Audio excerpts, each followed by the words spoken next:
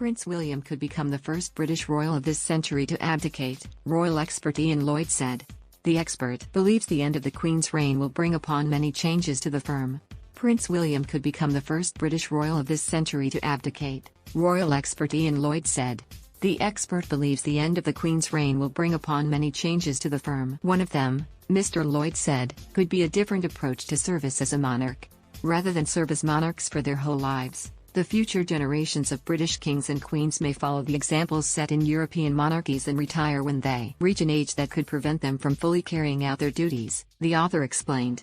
Mr. Lloyd, however, believes a similar change could be seen from Prince William's reign, as Prince Charles will likely want to have a bit of time as king. The author of The Duke, 100 Chapters in the Life of Prince Philip told Express.co.uk, most of the other monarchies in Europe have abdications. For example, King Juan Carlos of Spain, Queen Beatrix of the Netherlands and Albert II, the King of Belgium retired. The abdication and retirement of monarchs are commonplace in Europe. The Queen, he thinks, is very unlikely to ever abdicate, given her commitment to the crown and famous pledge. He continued, Prince Charles would also never do it. He may be 80 by the time he ascends to the throne, and I think he would want to have a bit of time as king. I would think in the future Prince William may become the first British monarch of this century to abdicate when he reaches a certain age, because it's better to have a king or queen coming to the throne at the age of 40 and retire in your 70s when you have good health and can represent the country around the world. That may be a change we will see in the future. Express.co.uk has contacted Kensington Palace for comment. While other royal heads of state in Europe are appointed, monarchs of Britain are anointed. This is because they become not just heads of state of Great Britain and the other overseas realms but also leaders of the Church of England. Only a handful of monarchs in the UK relinquished their duties over the centuries. In December 1936, King Edward VIII abdicated in order to marry American socialite Wallis Simpson. In 1811, King George III was deemed unfit to rule and his son started to rule by proxy until the monarch's death in 1820.